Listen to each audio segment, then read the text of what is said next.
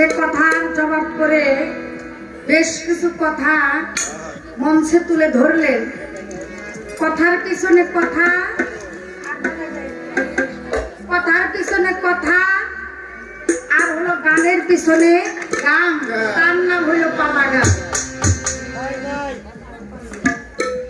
তার নাম হইল পালা গান। আমি বলেছিলাম আপনি শরীয়ত মানেন না মানেন না।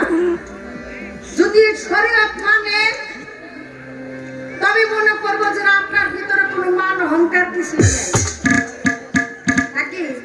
আর যদি না মানেন তাহলে আছে কিছু কথা কিভাবে মানাইতে হয় ওইটাও আমার জানা আছে।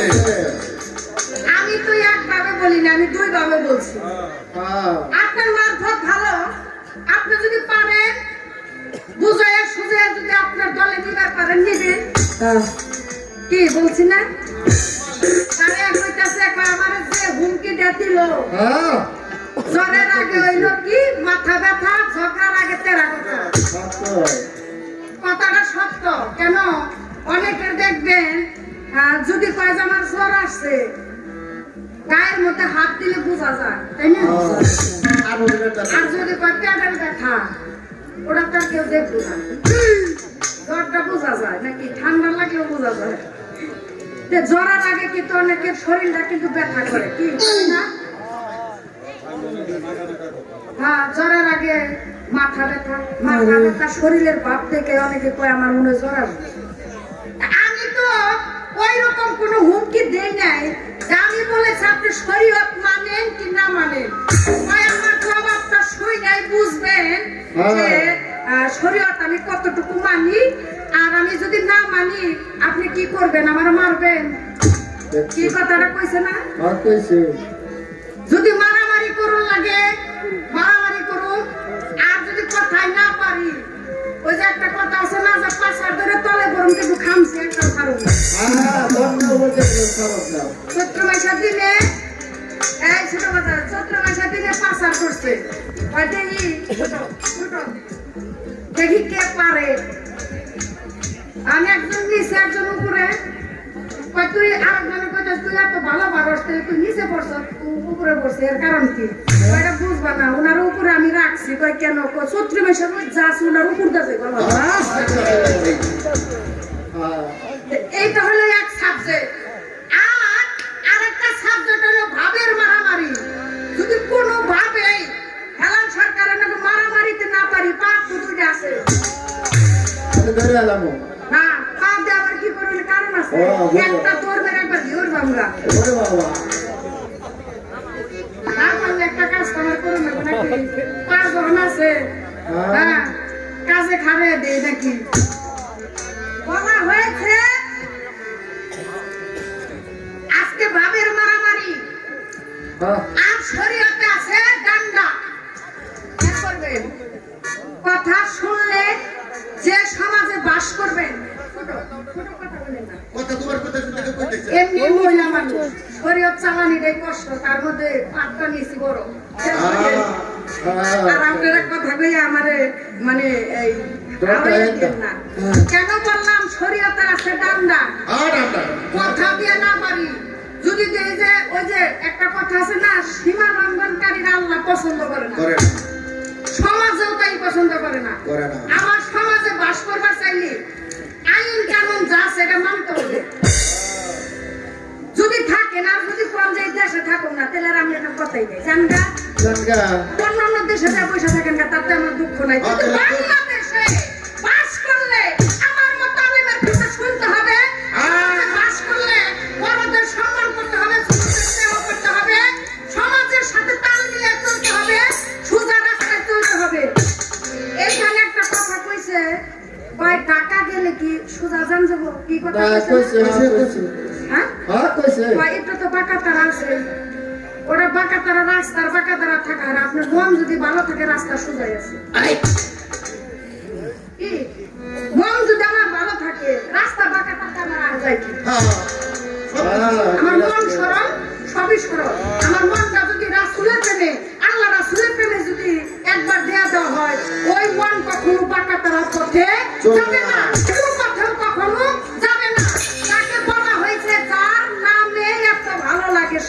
কেমন কেমন এই রাস্তা সেই আমি রাস্তা আসাইছে আছে আমার এই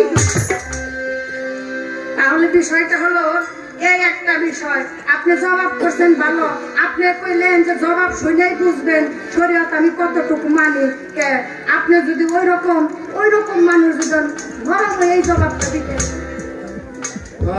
কি ওই ভাবেই জবাবটা দিতেন তাহলে সে আমার একটু শুনলে ভালো লাগতো না অন্য ফকিরের সাথে গান গাই উঠে এক পর্যায়ে আজকে যারা পাইছি আরে অরিজিনালি ফকির আজকে যে ফকিরটা পাইছি আমার হুমকি দিছে ওই বাবার উপর জবাব দিন তার মানে ওনার ভিতর থেকে রাগ যায় না উনি ফকির আনতে ভাব হয়েছে ভিতরে টোকে আছে ভিতরে অহংকার ভরা আছে একটু আছে হ্যাঁ আমার প্রশ্ন করছে ভালো কথা প্রশ্নটা হইল এই যে রাসূলুল্লাহ দু একটি কথার জবাব আমি কথাই শেষ করে দেব রাসূলুল্লাহ এবং রাসূল আল্লাহ নুল্লাহ আল্লাহ আসলে মূলত কোনটা আমি আগেই বলেছি আমি কিন্তু ওই পদের আলেম না যেটা নুল্লাহ কবুল আমি নাই যার নামের সাথে আমার আল্লাহ নাম মিশাইছে লা ইলাহা ইল্লাল্লাহু মুহাম্মাদুর রাসূলুল্লাহ সবাই বলেন সাল্লাল্লাহু কি যার নামের সাথে নাম মিশাইছে যারে সৃষ্টি না করলে কুল কায়নাতের একটি ভালো কোনো সৃষ্টি করতে না লাউলা কামনা খালাক্তাম না আমি মুহাম্মদের নূর সৃষ্টি না করলে কিছুই সৃষ্টি করতাম না আওয়ালু মা খালাকাল্লাহু মিন নূর আমি নূর সৃষ্টি করেছি আমি পৃথিবী এই জগৎ সৃষ্টি করেছি আমার দুস্থের মহব্বতের কারণে দুস্থকে ভালোবেসে তাছাড়া আমি এই পৃথিবী আমি সৃষ্টি করতাম না তাহলে যার নামের সাথে সংযোগ আমি কি মুসলমান আলেম না আমি উল্লাহ কোনকে কারা কারা কয় হেরা বুঝেন না আমার নাম বুঝবেন না আরেকটা আমার সাথে বুঝবেন আরেকটা আমি ন্যায়ের কথা আছি সত্য কথা বলি হালাল খাই হারাম খাই না কি আমার শরীয়তের কাজ যেগুলো আমি এগুলো আমি করেই যাবো ওই যে বলছে শরীয়ত কি ওই যে আবার বলা হয়েছে শরীয়ত হলো মুখের বাক্য তার জবান ঠিক আছে তার শরীয়ত ঠিক আছে তার জবান ঠিক নাই তার শরীয়ত ঠিক নেই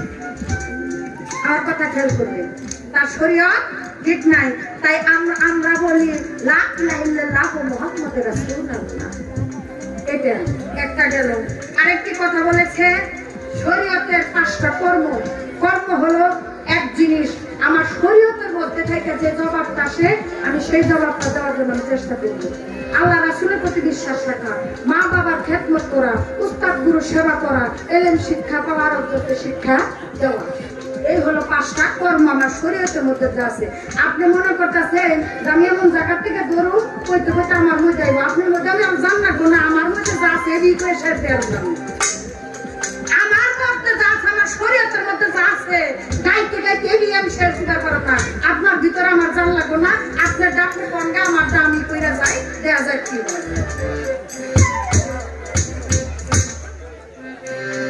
আরেকটি প্রশ্ন আমাকে করেছে কঠিন করে প্রশ্নটা করছে বিসমিল্লাহির রহমানির রহিম মানে গানটা রাইখে আমার মানে ভেজাল হয়ে যাচ্ছে গানটা যদি জানতাম যে গানের দিকে এই 2-3টা প্রশ্ন করবো তাহলে এই 7 গান গাইতাম মনমরা গাইতাম কে লেগে আমি বলেছি লা ইলাহা ইল্লাল্লাহু মুহাম্মাদুর রাসূলুল্লাহ হয়তো ওই নামের জিকির করো যদি পারো নবীজির ওই নামের দরুদ পড়ো বিসমিল্লাহ বলে শুরু করো এখন তার জিজ্ঞাসা বিসমিল্লাহ লিখতে গেলে 19টা হরফ লাগে 19টা না আরো অক্ষর আছে বা আমরা দেখি অনেক সময় বিসমিল্লাহ না লেখে ইহার মান লেখে 786 তাহলে কোন অক্ষরে কত মান 19টা না আরো অক্ষর আছে যে তাহলে ভুলাই করছে জানা কথা হয়েছে রোজন হয়ে যাবে আরে যেভাবে প্রশ্ন করছে ছোটরা যাও প্রশ্নটা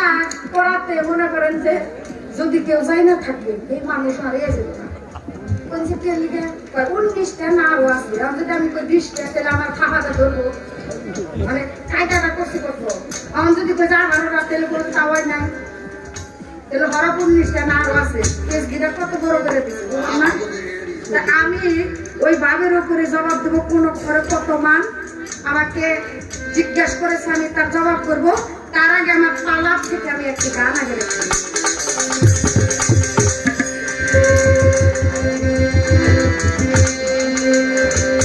শরীয়ত সত্য জানো ওরে মানবীর পয়গাম বলে মানবীর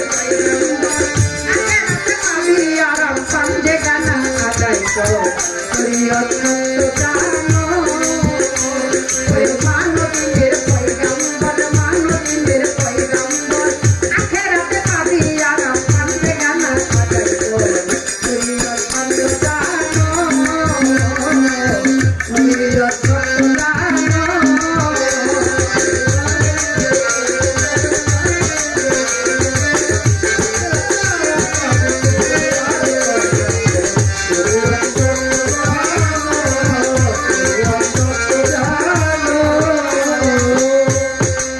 মাইরে ভাই আল্লাহর বাণী পুরানো খাঁটি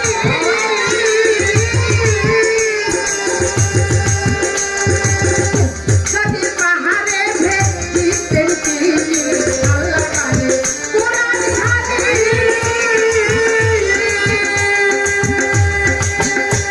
ওরে পাহাড়ে ভেসিতেন তিনি হবে পাহাড় বলে হইতো পানি পাহাড় বলে হইতো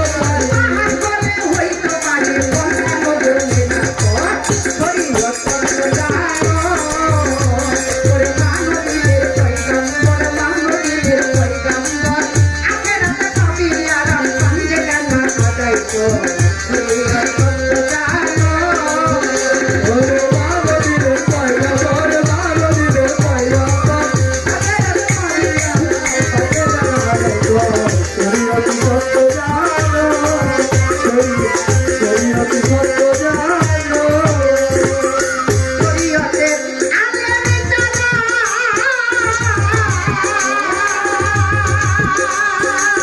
ভাইয়ে ভাই দেখলে তাদের নূরকে শরীয়তের আলেমে জানা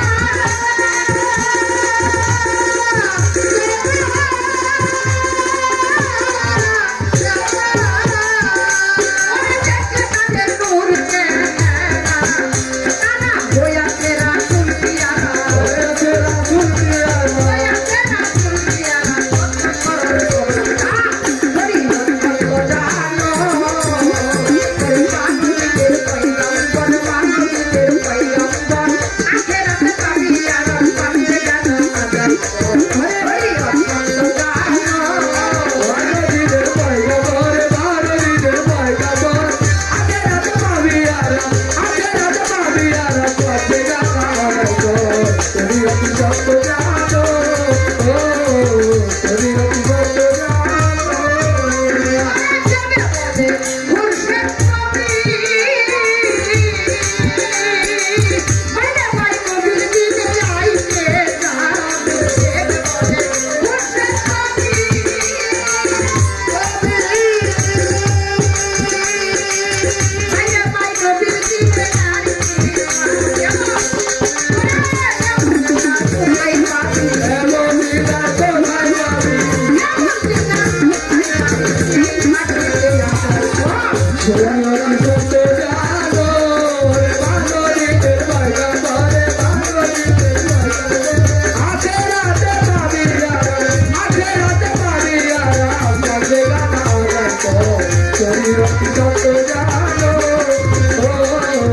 শরীয়ত সত্য জানো আমার কাছে জিজ্ঞাসা করে আমি বুঝি নাই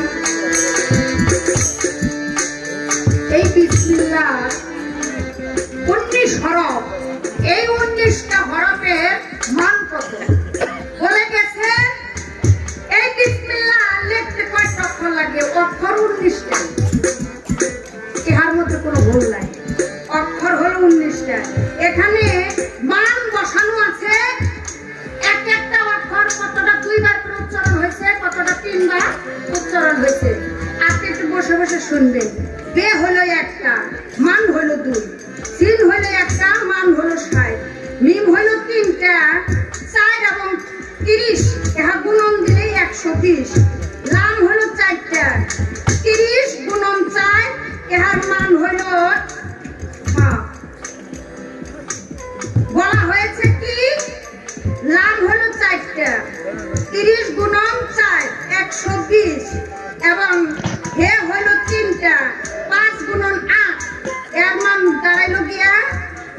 হ্যাঁ 19 এখানে বলা হয়েছে আলিফ আলিফ হইল তিনটা এখানে আলিফ আলিফ হইল তিনটা এর মান হলো 1 2 3 তিনটা যোগ করলে 3 হয় এখানে বলা হয়েছে রে রে হইল দুইটা 200 গুণন 2 এর মান হলো 400 নুন হইল একটা মান হলো 50 এর মান 85 নুন হইল একটা ইহা 50 সমান সমান 85 এবং ইয়া ইয়া হলো একটা এর মান হলো 10 এর সব মিলে যোগ করলে হয় 786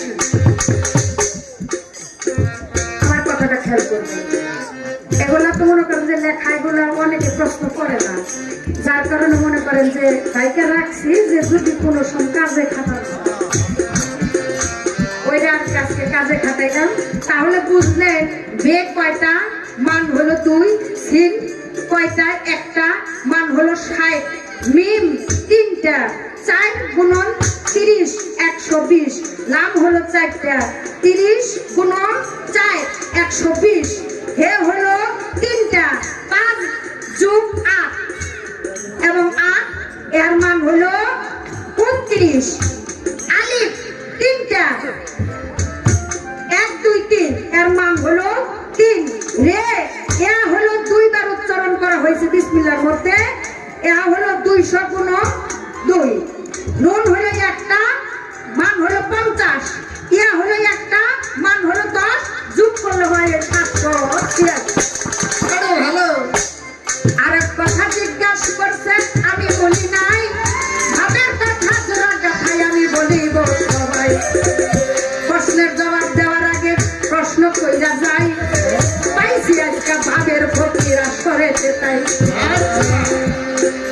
এমন করেন কেন গো আজকে এমন করেন কেন আজকে খাওয়াইয়া দেব আমি গানের ফ্যান এমন কইরেন না আর এমন কইরেন না বেশি জ্বালা দিলে ভালো হবো না আপনারে দেখইয়া জ্বালার পরিণাম কিন্তু আছে ভয়ঙ্কর বেশি খুঁচাইলে খুঁচাইব হ্যাঁ কি কানা করা জ্বালার পরে জ্বালা আবার যদি বেশি জ্বালা দেয় জ্বালাইতে জ্বালাইতে পর আবার বালা হইতেও পারে নাকি ভাই তো ভালো থাকে আমি বলেছিলাম আজকে ছোট এমন কোন কথা আমি বলবো না মানে শরীয়ত মারফত পালা নিয়ে অর্গিব দুগায় অর্গিব দুগায় আজকে হ্যাঁ বলবো ওটা বলবো আমার মনে আছে কারণ গিবত চর্চা করে কখনো কোনো কিছু হয় না যার যার ধারা সেই সেই দেখাবে কিন্তু বলতাম যদি ওই রকম একজন মানুষ পেতাম তাহলে বলার চেষ্টা করতাম কত কত পাবলিক আছে বলবো এই আজকে বইতে দুইটা লাগিয়ে গেছে ওর কথা কয় একটা মানুষ উড়ে না কিন্তু ভালো কাজের মধ্যে মানুষ যায় না যায় কোথায় খারাপ কাজের মধ্যে বেশি মানুষ যায় তর্ক বাজাবো আজকে আমি ওনারে আমি তাই না ধরুন উনি আমারে ধরবো একটা মানুষও যাইব না হয়েছে কাম মারামারি হয়েছে চাটা হয়েছে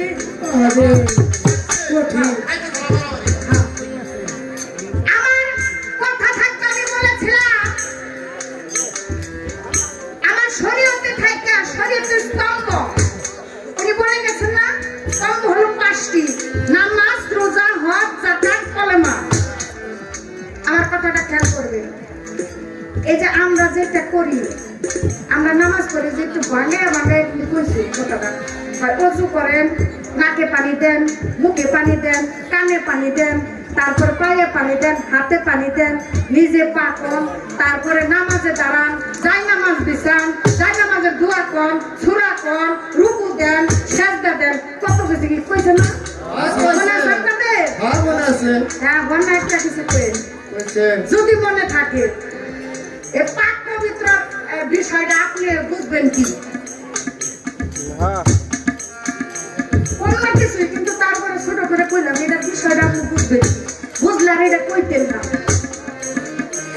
জ্ঞান কর্ম যদি বুঝতাম তাহলে এটা আর কইতেন না যোজো করো না এটা করো না সেটা করো না নিজে পাক পবিত্র হই মনটারও পাক পবিত্র করি তারপরে সে নামাজে দাঁড়ায় আল্লাহ রাসূল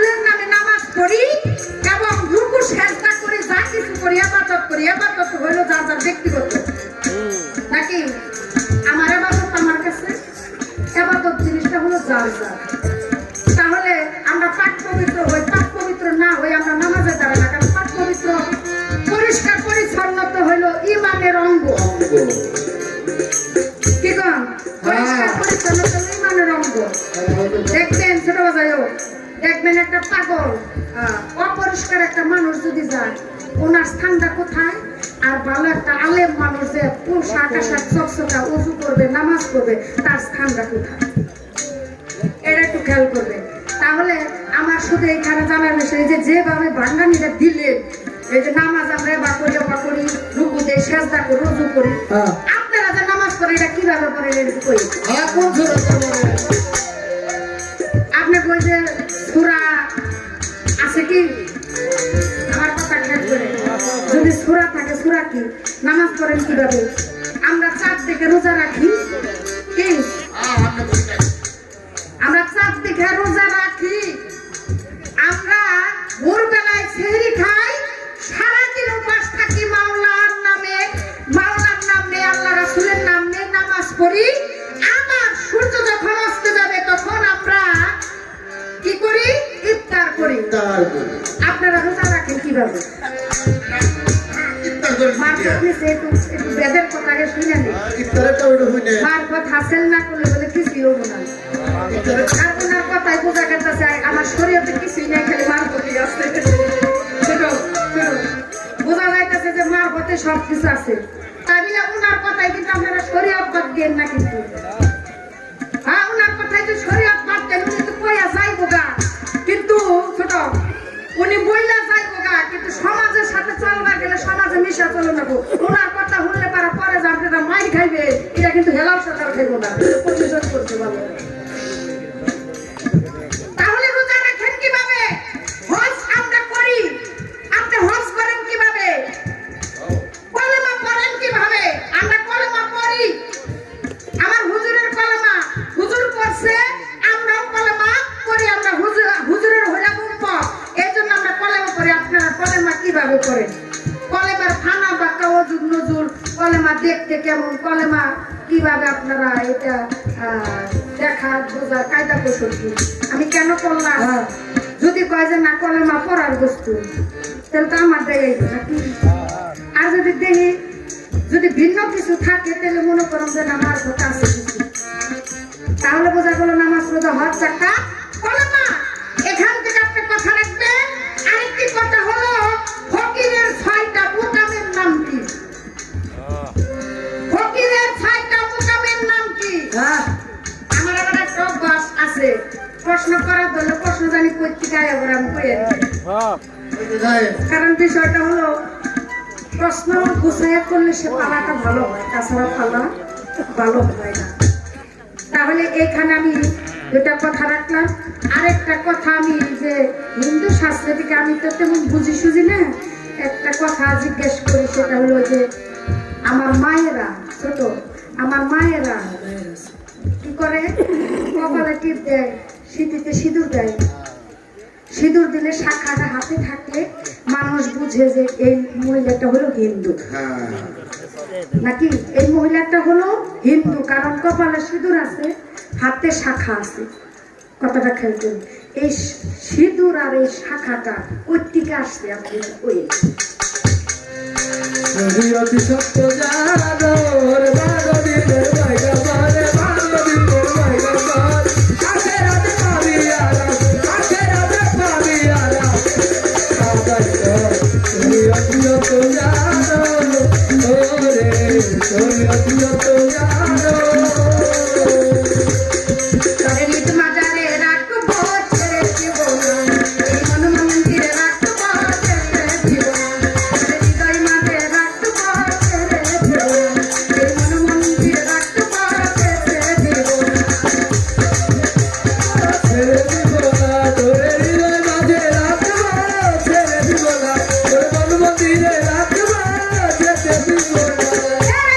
সোনার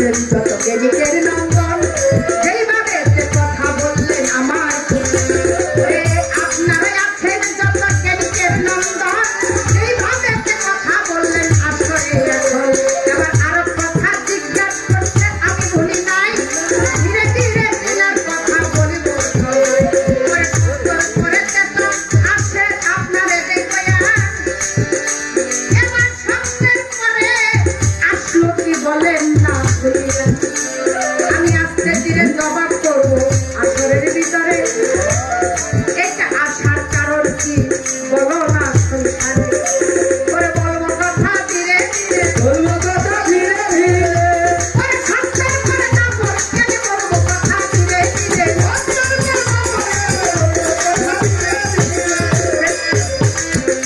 করে সত্যের পরে তারপর গেলে বলবো কথা ধীরে ধীরে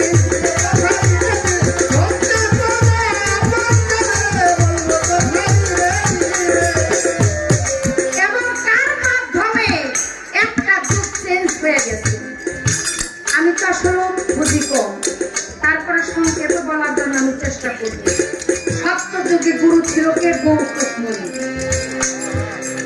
কথাটা খেয়াল করবেন আমাকে শাস্ত্রের ব্যস্ত জানি এটা একটু বুঝতে একটু কষ্ট হয় তারপর আপনাদেরকে বলে জিজ্ঞেস করেছে অনেক দূর ছোট করে প্রশ্ন করছে কিন্তু প্রশ্নটা অনেক বড় আপনারা একটু খেয়াল করবেন সত্য যুগে গুরু ছিল গৌতম মুনি ভক্ত ছিল ইন্দ্রদেব এই ইন্দ্রদেব সাধনা করতে করতে এমন উচ্চ পর্যায়ে গিয়েছিল সে গুরু রূপটা ধারণ করতে পারত সে গুরু রূপ ধারণ করতে পারত গুরু মা ছিল অহেল্লা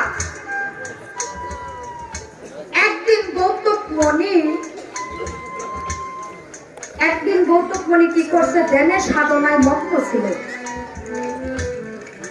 ইন্দ্রদেব তখন বুঝে ফেলেছিল যে আমার গুরু ধ্যানে মগ্ন সাধনা করতেছে এমন সময় গুরুর রূপটা নিয়ে তার পীর মার কাছে চলে গেল কথাটা আরে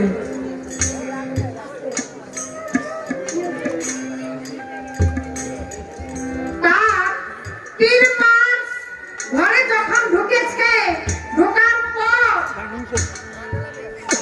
তার গুরুর যখন ধ্যান ভেঙে গেল যখন ঘরের ভিতরে ঢুকতে বাজান ঘরের ভিতর ঢোকার যখন বুঝতে পেরেছে যে কাজটা হচ্ছে গুরু যখন ধ্যান ভেঙে ঘরে যাবে ভক্ত বুঝে ফেলেছে যে আমার গুরু আসতেছে একটা বিড়ালের রূপ ধইরা গিয়া খাটের নিচে লুকাইয়া ছিল তারপরে গৌতম মুনি আইসা বলেছে তুই আমার রূপটা নিয়ে এখানে আসলি তুই যে রূপটা নিয়ে আছিস আমি তোকে অভিশাপ দিলাম তোর সর্বঙ্গই যেন জমি হয়ে যায় তাই হয়ে গেল সে গৌতম মুনির এক ছেলে ছিল সদানন্দ বাজান আর অহেল্লাকে অভিশাপ দিয়েছিল অহেল্লা তুমি পাথর হয়ে যাও তখন অহেল্লা বলেছিল আমি কি কখনো মানব জীবন ফিরে পাবো না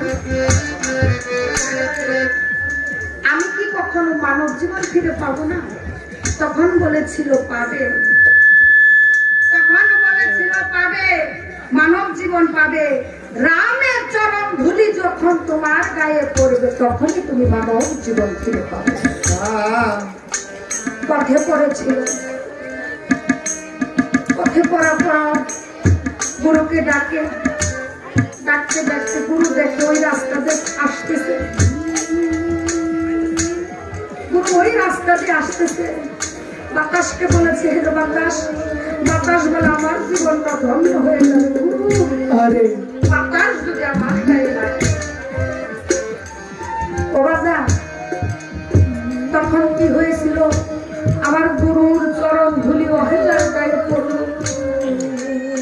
অহেল্লার গায়ে যদি গুরুর চরণ ধুলি পড়ে অহেল্লা মানব জীবন ফিরে পাবে গুরুর কত ধুলি অহেল্লার গায়ে পড়ে মানব জীবন ফিরে পাইল মানব জীবন ফিরে পেয়ে প্রভুকে ভক্তি করলো দয়াল গো, তোমার চরণ ধুলি ছাড়া মনে হয় আমি মানব জীবন ফিরে পাইতাম না। আমি মানব জীবন ফিরে পাইতাম না। গুরু কি করলেন? সেখান থেকে কিছু দূর চলে গেলেন, সামনে একটি নদী। সেই নদীটা পার হইতে হবে। গুরু ভাবতেছে আমি কিসে চড়ে আমি ওপরে পার থেকে ওপার যাবো। দেখে মাধব নৌকা নিয়ে বসে আছে। মাধবকে বলছে তোকে আমি বলি তুই আমাকে এপার থেকে ওই পার নিয়ে যা। কথা কিন্তু বাজানো অনেক আছে, কিন্তু বলতে পারি না, স্টেজ বড় হয়ে যায়। তখন মাধব বলছে আমি শুনেছি রাস্তা পাথর আপনার চরণের পরশ পায়ে মানুষ হয়ে গেছে, আপনার আমার নৌকায় আমি খাবো না। কই কেন? আপনার আমি নৌকায় উঠাইলে আমার এই নৌকাও যদি মানুষ হয়ে যায় আমি কামাই করে খাবো কি? আমার এই নৌকা যদি মানুষ হয়ে যায় আমি কামাই করে খাবো কি? আমি গরিব মানুষ। গুরু বলে তুমি আমাকে নৌকায় তুলে নিয়ে যাও। মাধব ডাক দিয়ে আপনাকে বুঝতে পারি দয়া করে যদি আপনার পা দুইটা যদি পানির মধ্যে রাখেন, পানির মধ্যে রাখে আমার এই নৌকার মধ্যে আপনি বলবেন, যদি আপনি আমার কথায় রাজি থাকেন তাহলে আপনি আমার এই নৌকায় উঠে। গুরু বলে ঠিক আছে।